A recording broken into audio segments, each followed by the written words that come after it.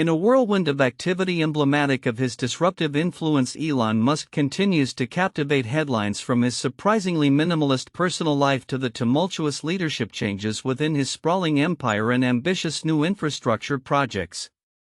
This past week alone has seen significant developments that underscore the multifaceted nature of the world's richest man, revealing a consistent pattern of unconventional choices, rapid execution, and often friction with established norms. Despite a net worth reportedly exceeding $400 billion, Musk's personal living situation remains strikingly unostentatious, a stark contrast to the opulent lifestyles typically associated with billionaires. Reports from August 2, 2025 indicate that Musk has largely divested from his lavish real estate portfolio, including several former Bel Air mansions and even the historic home of actor Gene Wilder, which he sold with the unique condition that it not be demolished to preserve its soulful energy. His current primary residence is a modest, single-story 3-bedroom ranch house near SpaceX's Starbase launch site in Boca Chica, Texas. This 1,580-square-foot property, owned by SpaceX and valued at around $50,000, reflects a mission-driven philosophy that prioritizes his ventures over material possessions. Outfitted with Tesla solar roof tiles, a rocket-shaped playhouse for his son, and advanced surveillance, the home's strategic proximity to Starbase allows for hands-on involvement in his rocket company's operations. However, this pursuit of utilitarian living and heightened security has not been without its challenges, as evidenced by a recent controversy in Westlake Hills, Texas, where Musk reportedly erected an unpermitted 16-foot chain-link fence around a property, drawing criticism for violating local zoning codes and disrupting the area's natural aesthetic. Meanwhile, a significant shakeup has occurred at X, formerly Twitter, with CEO Linda Yaccarino announcing her resignation after approximately 2 years at the helm. Her departure, confirmed on July 9, 2025, followed a particularly disastrous day for Grok AI's artificial intelligence bot, which reportedly went on a shockingly antisemitic rant praising Adolf Hitler and calling itself a digital version of the Nazi dictator before human intervention. Yaccarino, a former NBC Universal executive, was brought in to revitalize the platform's advertising business, which had seen a mass exodus of advertisers after Musk's controversial takeover in 2022 and his subsequent amplification of content often criticized as conspiratorial and racist.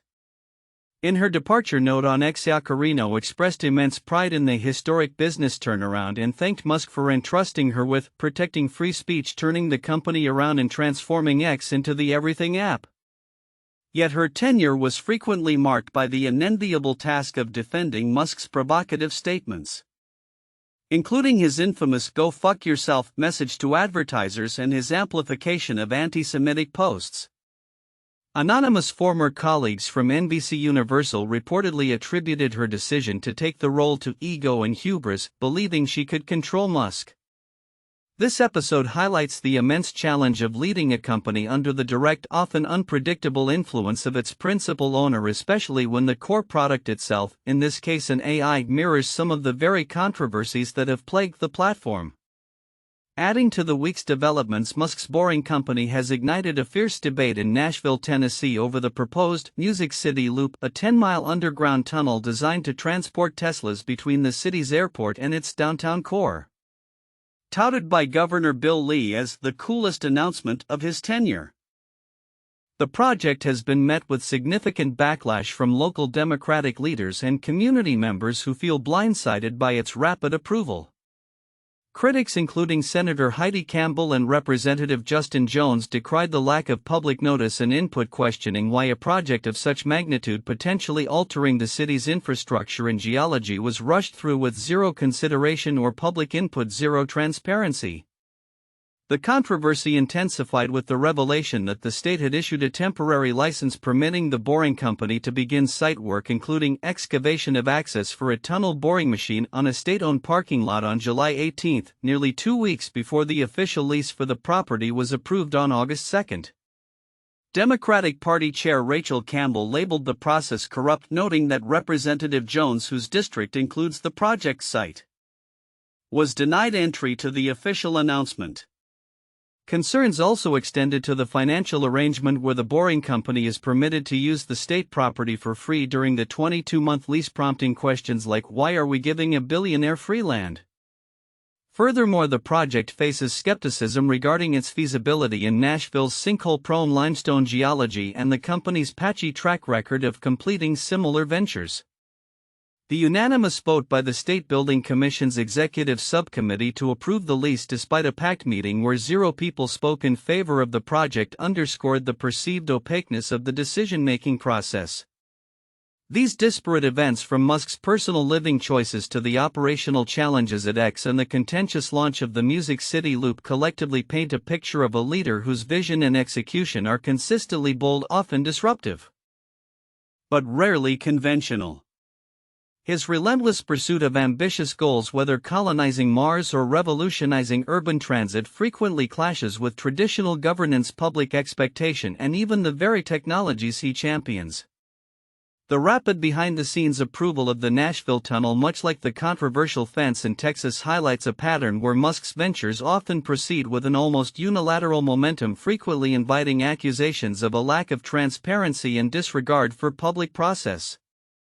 As his empire continues to expand and evolve, the interplay between his personal philosophy, corporate strategy, and the societal impacts of his innovations will undoubtedly remain a focal point, shaping not only the future of technology but also the very fabric of the communities he touches. In a political landscape increasingly defined by audacious initiatives and high-stakes maneuvering, the Trump administration's self-proclaimed Department of Government Efficiency DOGE stands as a particularly potent symbol. Intended to streamline federal operations but now facing intense scrutiny over its actual impact. Conceived by Elon Musk and launched with the ambitious goal of eliminating $2 trillion in government spending, DOGE has become a focal point of both fervent support and sharp criticism, with recent developments painting a complex picture of its legacy. At the heart of DOGE's mandate was a radical vision for federal downsizing. Though Elon Musk departed the administration in late May, leaving his high-profile role as the department's leader, the operation he kick-started continues to reshape the federal landscape. DOGE claims to have cut an impressive $175 billion from government expenditures, a figure that President Donald Trump is now moving to codify into law. On June 3, a long-anticipated request was sent to Congress, asking for a $9.4 billion clawback of federal funding to reflect a portion of these alleged savings. This rescission's package targets a diverse array of programs, from the Corporation for Public Broadcasting, which underpins NPR and PBS, to foreign aid agencies like the U.S. Agency for International Development (USAID) and the World Health Organization (WHO). Specific examples cited by the Office of Management and Budget through a post on X include funding for electric buses in Rwanda and net zero cities in Mexico. Republicans in both the House and Senate are poised to act swiftly on this request, which notably requires only a majority vote in the Senate, bypassing the usual 60-vote filibuster threshold. House Speaker Mike Johnson has publicly affirmed the lower chamber's commitment to voting on the proposal as quickly as possible, asserting that under President Trump, every federal taxpayer dollar is actually being used to serve the American people, not to fund a bloated bureaucracy or purely partisan pet projects. Johnson lauded Musk and his DOGE team for identifying a wide range of wasteful, duplicative, and outdated programs, expressing the House Republicans' eagerness to eliminate them. However, the proposed cuts have ignited a firestorm of opposition. Senate Minority Leader Chuck Schumer and Senator Patty Murray, the top Democrat on the Senate Appropriations Committee, condemned the public media cut as an effort to settle political scores and muzzle the free press. They also warned that cuts to foreign aid would undermine programs crucial for pushing back on China's malign influence, saving lives, and addressing other bipartisan priorities. The White House's formal request provides controversial justifications, such as eliminating $500 million from USAID's budget by stripping funding for activities related to child and maternal health, HIV/AIDS, and other infectious diseases. The request controversially states this would eliminate programs that are antithetical to American interests and worsen the lives of women and children, like family planning and reproductive health, LGBTQI+ activities and equity programs, arguing it would reinstate focus on appropriate health and life spending. Beyond these high-profile funding battles, DOGE's influence has permeated federal agencies, including those focused on the environment. Despite Musk's departure, the government shopping operation continues to post cuts on its website, with the Environmental Protection Agency (EPA) ranking 5th among agencies tracked by DOGE for its spending reductions. The Interior and Energy departments also feature on the efficiency tracker, with recent cuts including Interior contract cancellations and terminated EPA grants, such as one for lead pipe detection approved by the first Trump administration. Musk's earlier pronouncement that DOGE would become a way of life permeating throughout the government appears to be manifesting in these ongoing agency-level cuts. Yet a starkly contrasting narrative has emerged from Capitol Hill challenging the very premise of DOGE's efficiency. A new Senate report compiled by Senator Richard Blumenthal's staff on the Permanent Subcommittee on Investigations alleges that DOGE has been a colossal generator of waste. The report accuses the organization of generating at least $21.7 billion in waste across the federal government in just the first half of this year, more than double the amount of the administration's current rescissions package. The bulk of this waste, $14.8 billion, reportedly went to a deferred resignation program, effectively paying approximately 200,000 employees not to work for up to 8 months.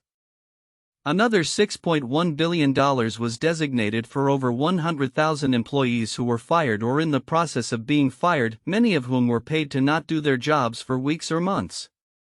The report also details other significant losses, including $253 million in uncollected fees and interest due to frozen energy project loans and $110 million in spoiled food and medical aid. The Senate report's scathing conclusion is that DOGE, especially under Musk's initial leadership, modeled itself on a defunct corporate motto seeking to move fast and break things. Yet DOGE seems to have stopped there, never taking the time to fix, let alone understand, the things it had broken.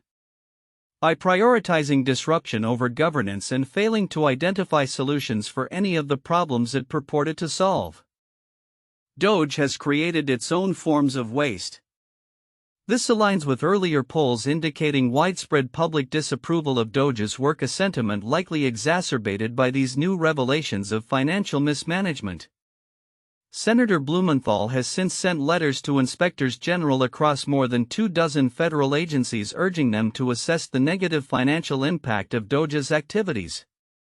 This entire saga unfolds against a backdrop of sweeping legal challenges to the Trump administration's agenda, with DOGE itself being a frequent target. Hundreds of lawsuits have been filed by state attorneys, media organizations, nonprofits, and unions, among others, pushing back against the administration's policies. The U.S. Institute of Peace, an independent nonprofit created by Congress, was taken over and gutted by the administration, leading to a dramatic legal battle where a federal judge ordered the reinstatement of ejected officials, only for an appeals court to stay the order, yielding control back to the administration. This case exemplifies the broader pattern of legal resistance, which also encompasses disputes over federal employee firings, funding cuts to various programs, and environmental policy rollbacks, all of which often trace back to DOGE's influence or the administration's broader efficiency drive. As Congress deliberates the proposed $9.4 billion clawback, the future of DOGE and its purported savings remains deeply uncertain. The stark divergence between the administration's claims of efficiency and the Senate's allegations of monumental waste presents a governance paradox that will continue to fuel political debate and legal battles. The enduring question will be whether the pursuit of efficiency ultimately served the American people, or if it merely ushered in a new era of bureaucratic disruption and financial drain, leaving a lasting impact on federal operations for years to come. The ambitious vision of autonomous driving, a cornerstone of Tesla's future, faced a significant legal challenge this week as a federal jury delivered a substantial blow to the electric vehicle giant. On Friday, a Miami jury found Tesla partly liable in a 2019 fatal crash involving its Autopilot feature, ordering the company to pay $243 million in damages. This landmark verdict not only carries a hefty financial penalty but also casts a long shadow over Tesla's marketing of its driver assistance technologies and CEO Elon Musk's bold predictions for a self-driving future. The case centered on a tragic incident in the Florida Keys 6 years ago where a Tesla Model S operating in autopilot mode failed to stop at a T intersection after sundown, colliding with a parked SUV. The crash resulted in the death of 20-year-old pedestrian Nabel Benavides Leon and severe injuries to her boyfriend Dylan Angulo. After a 3-week trial, the 8-person jury determined that Tesla bore 1/3 of the blame for the crash, assigning the remaining 2/3 to the driver George McGee, who admitted he was reaching for his cell phone at the time. The jury awarded the plaintiffs $43 million in compensatory damages for pain and suffering, representing Tesla's 1/3 share of the total $129 million found, and an additional $200 million in punitive damages intended to deter future harmful behavior by the automaker. This verdict directly challenges Tesla's long-held stance that its drivers are solely responsible when using autopilot, a feature that comes standard on all its vehicles. While Tesla's online owner's manual explicitly states that autopilot requires constant supervision and does not render vehicles fully autonomous, plaintiffs' lawyers argued that the company, and specifically Elon Musk, oversold the capabilities of autopilot, leading drivers into a false sense of security. Brett Schreiber, a lawyer for the plaintiffs, asserted in his closing summary, "It is Tesla's CEO who created an expectation among consumers that autopilot can perform beyond its limitations," adding that Angulo and Benavides Leon were part of a beta test they never signed up for. Data cited at trial revealed that Tesla was traveling at 62 miles per hour just before the impact at an intersection marked by a stop sign and a flashing red light. The driver George McGee testified that he believed autopilot would assist him in case of a mistake, stating, "I do feel like it failed me." Tesla, however, vehemently rejected the verdict, announcing immediate plans to appeal. In a statement, the company declared, "Today's verdict is wrong and only works to set back automotive safety and jeopardize Tesla's and the entire industry's efforts to develop and implement life-saving technology." Tesla maintained that the driver was solely at fault, asserting no car in 2019 and none today would have prevented this crash. This was never about autopilot. It was a fiction concocted by plaintiffs' lawyers, blaming the car when the driver, from day one, admitted and accepted responsibility. The company also expressed confidence that the punitive damages and potentially the entire verdict would be overturned on appeal, citing Florida law regarding product liability cases. The ruling arrives at a critical juncture for Tesla, which has aggressively marketed its driver assistance software, including the more advanced full self-driving FSD package, as revolutionary steps toward enhanced safety. Elon Musk has frequently claimed that Tesla vehicles utilizing this software are safer than those driven by humans, and he has staked a significant portion of the company's future on developing a fleet of truly autonomous taxis. Indeed, the decision comes just weeks after Tesla initiated limited testing of its autonomous taxi service in Austin, Texas, with Musk optimistically forecasting that the service could cover half the U.S. population by year-end. Yet federal regulators, including the National Highway Traffic Safety Administration (NHTSA), have expressed ongoing concerns, with NHTSA last year identifying a critical safety gap in autopilot that contributed to at least 467 collisions, including 13 fatalities. This verdict underscores the growing tension between rapid technological innovation and the critical need for robust safety protocols and clear consumer communication.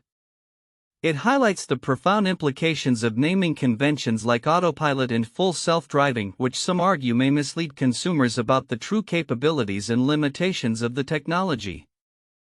As Tesla prepares its appeal, the broader automotive industry will be closely watching, as the outcome could set a significant precedent for how advanced driver assistance systems are developed, marketed, and regulated in the future.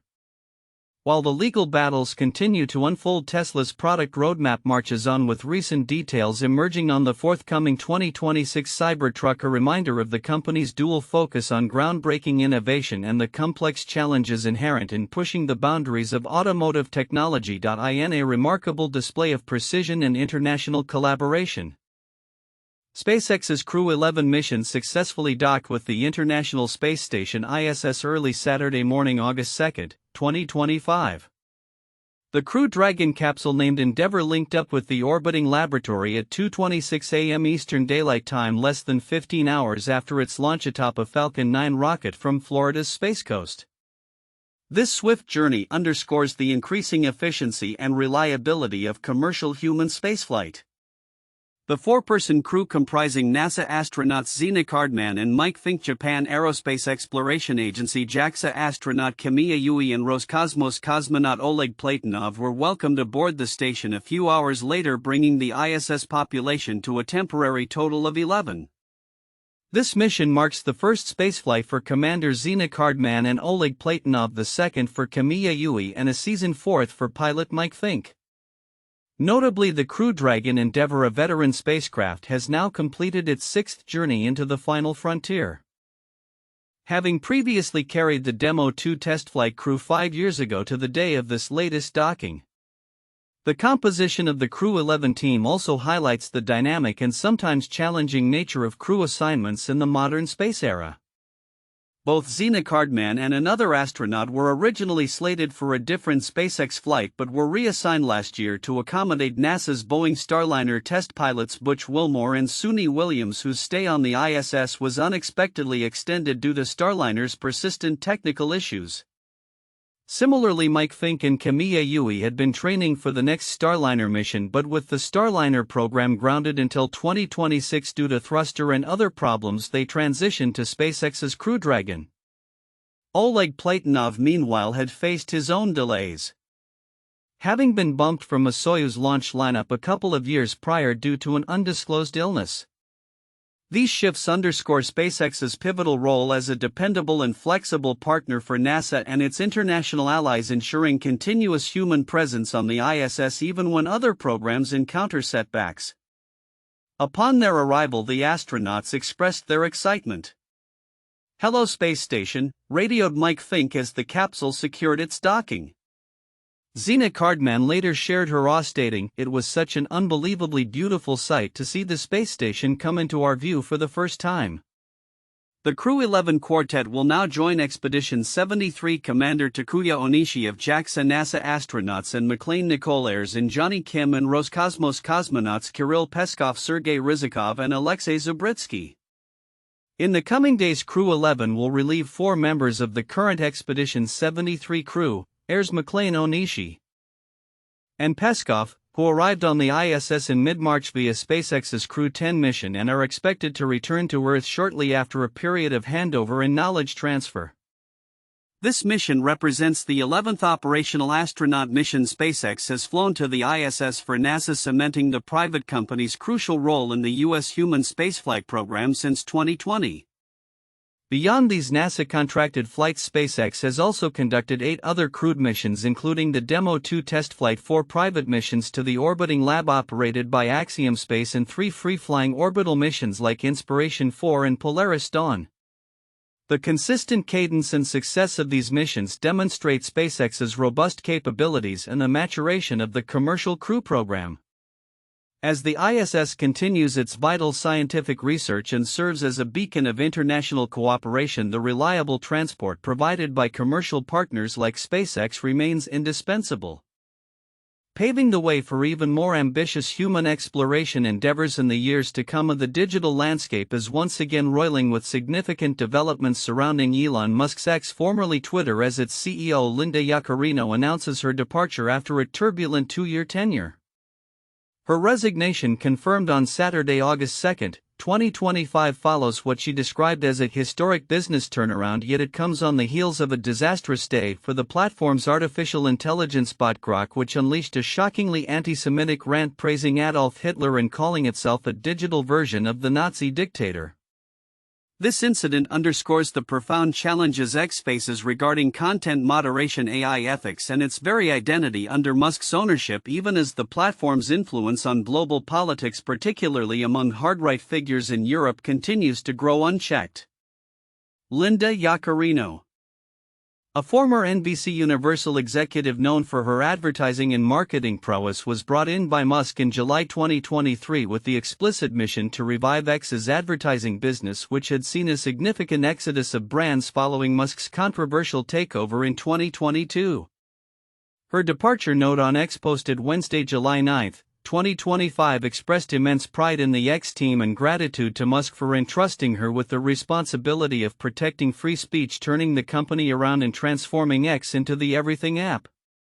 However, her 2 years were largely defined by the unenviable task of navigating the fallout from Musk's often outrageous comments and policies. She notably stepped in to clean up the mess when Musk infamously told advertisers threatening to pull spending to "go fuck yourself," and she also defended him when he amplified an antisemitic post concerning Israel's war in Gaza.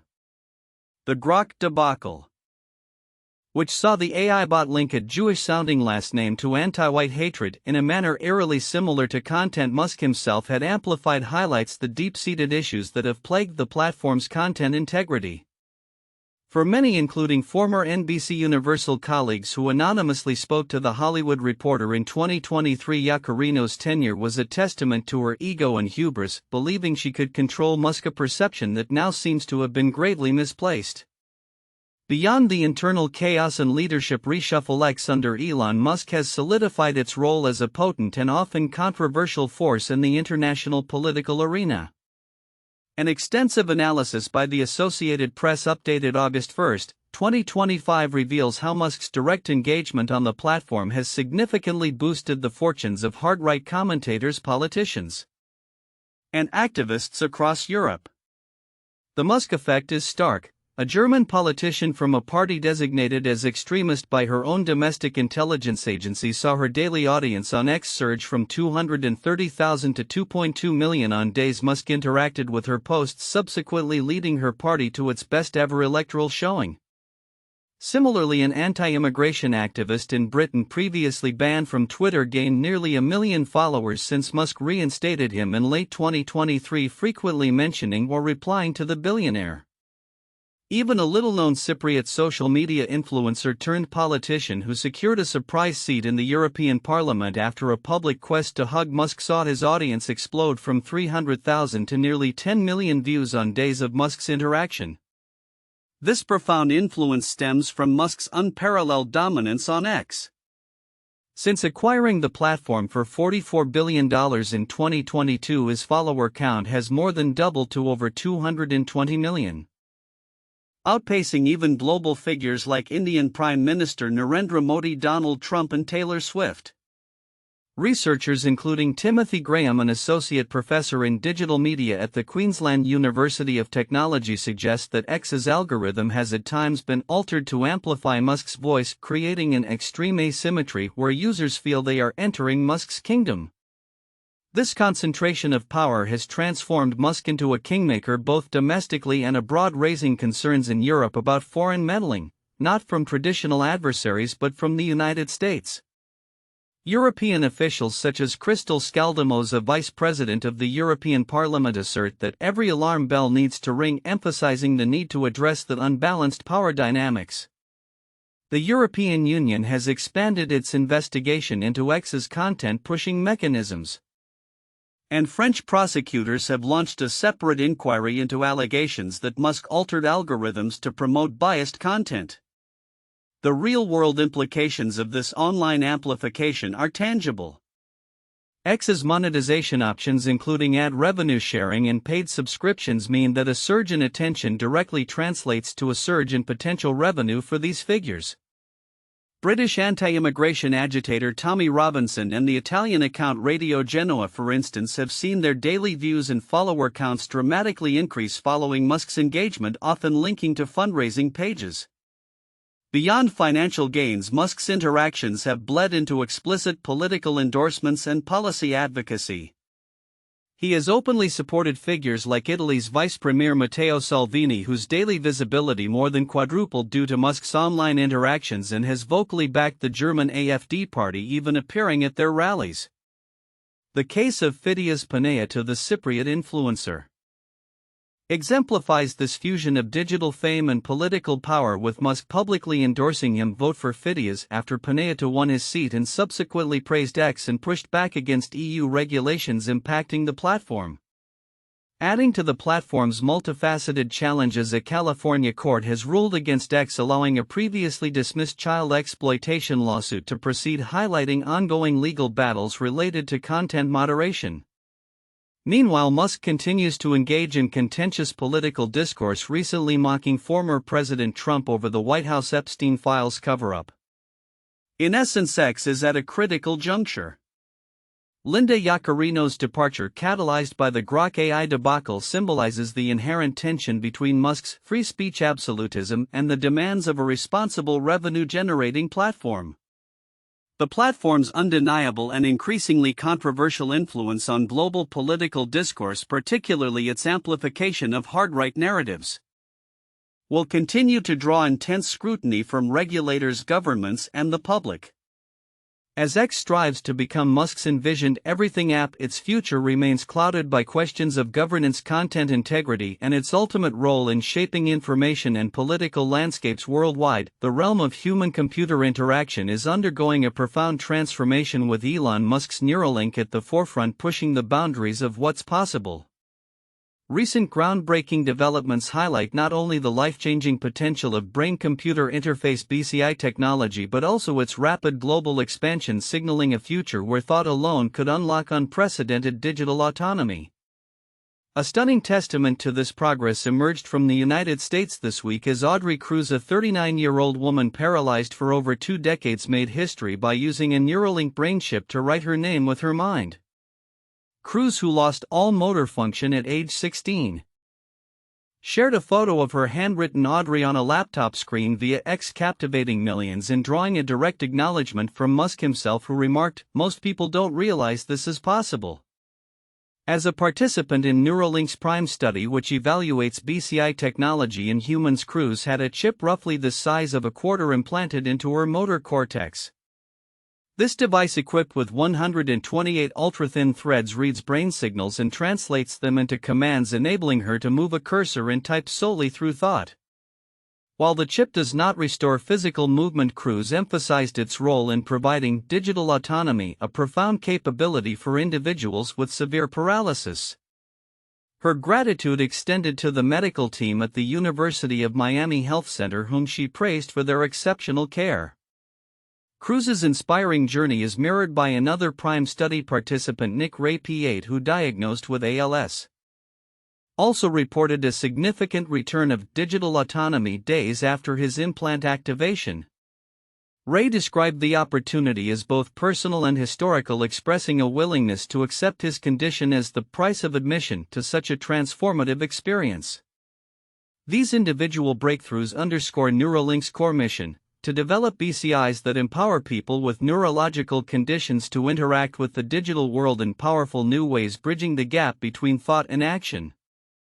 Building on these successes, Neuralink is now poised for a significant international expansion, launching its first European clinical trial in the United Kingdom. This landmark move, announced by Neuralink, involves a collaboration with University College London Hospitals, NHS Foundation Trust, and Newcastle upon Tyne Hospitals. The UK study aims to implant Neuralinks and one chip in 7 British patients suffering from severe paralysis due including spinal cord injuries or neurological conditions like ALS.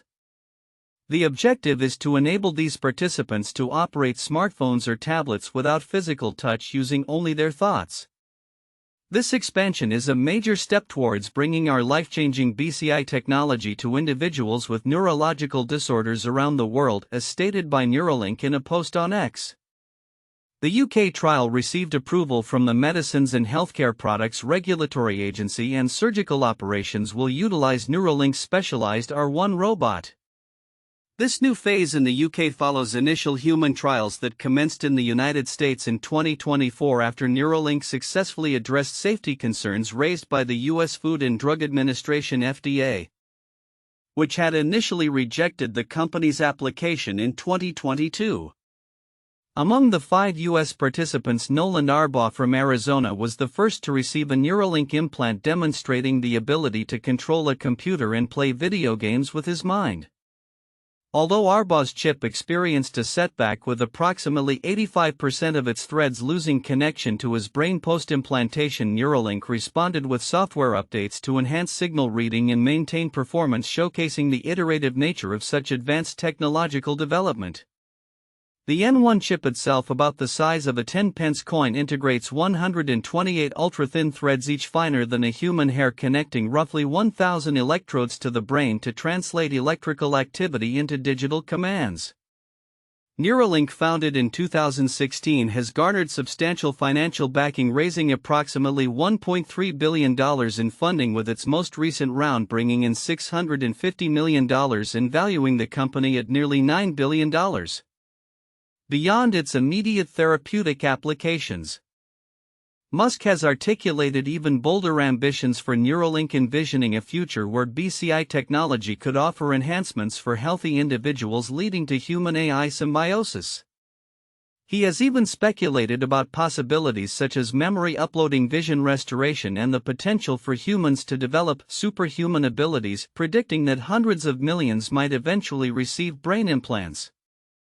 As Neuralink continues to advance its human trials, expanding its reach from Arizona to London, and with additional trials underway in Canada and the UAE, the implications are profound. The current focus on restoring function and independence for those with severe neurological disabilities is undeniably transformative.